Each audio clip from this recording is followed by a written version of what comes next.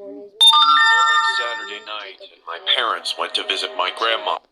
Scary videos. But this one I was randomly scrolling through Netflix when Susie invited me to grab a bite at McDonald's with her little brother. I called my mom and told her about this sudden plan. Even though she said yes, I could spot the worry in her voice for going out after dark. But I was 16, and at that age, we hardly listened to our parents. I thought she was worrying for nothing because the restaurant was just 2 blocks away, and I always carried Mace in my bag. Putting some music in my ears, I peacefully walked to the restaurant. It was only 7 p.m., so the place was flooding with customers. Susie waved at me from a table in the corner, and I smiled at her. We laughed, we joked, and we gossiped with every bite of our burgers. I ate a little too much fries, which didn't leave space for the entire Big Mac to fit in.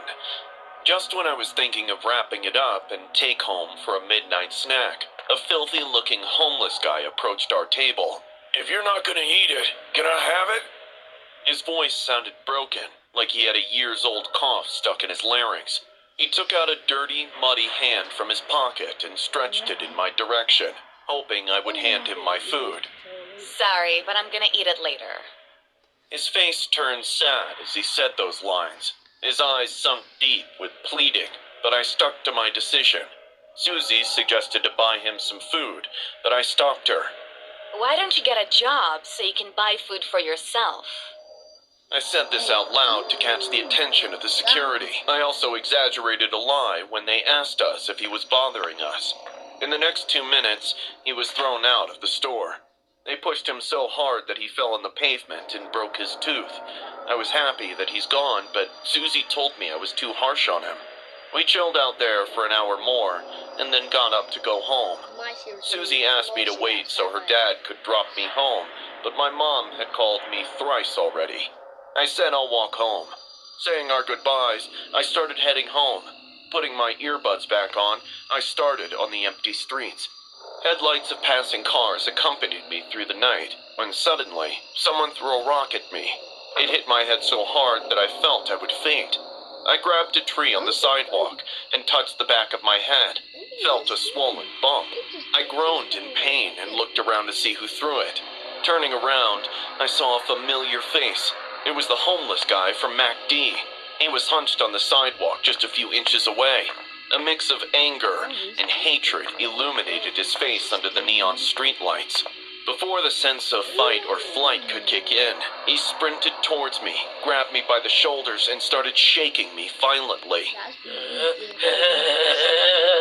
Help! Help! I screamed. My face was covered in my tears and sweat, but there was hardly anyone to hear my cry. I felt I was gonna vomit when he stopped. Still grabbing my shoulders, he brought his face closer and screamed at me, opening his mouth. His bad breath mixed with his spit spray-printed my face. Blood was oozing from his broken tooth. I'm sorry! Let me go! Please! He then pushed me on the sidewalk, making me lose my balance and fall on my back. I forgot about the Mac. I forgot I could fight.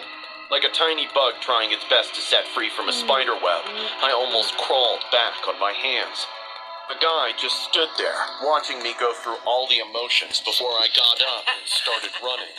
I could hear his laughter echoing in the night.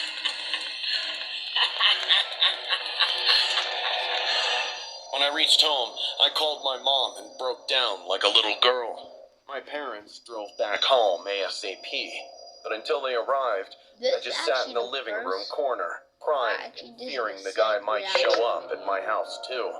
I constantly kept checking out the window to see if he was standing on the streets. Luckily, he wasn't. I didn't sleep well for at least a month after that incident. I didn't go out after dark for a year. Now, when I look back to the situation and think about it, I realize I did wrong the poor guy. All he asked for was food, and I denied him quite rudely.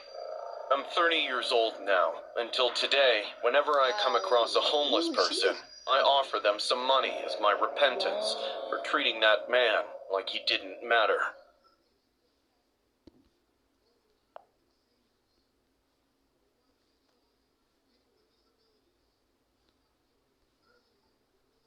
That's crazy. He was like this. Bottom to top. This guy is sick. My face turned red in embarrassment, and in a low but strict voice I said, "Excuse me, I don't think you should talk to my kid like that." His eyes, which were fixated on Ricky for the last few minutes, shifted to me. "Kids love toys. I'm just telling him to touch it once. What's wrong with that?" "He doesn't need to touch anything that you have been in contact with.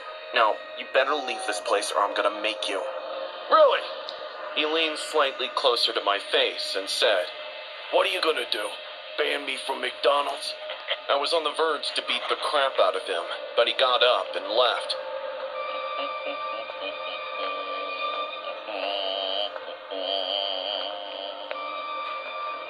"That guy gave me the creeps, Uncle Ted." "Me too. Let's go home. We'll eat in the car." I was fuming with rage. On our way to the exit, I informed the McDonald's employee about the guy, but she brushed it off, saying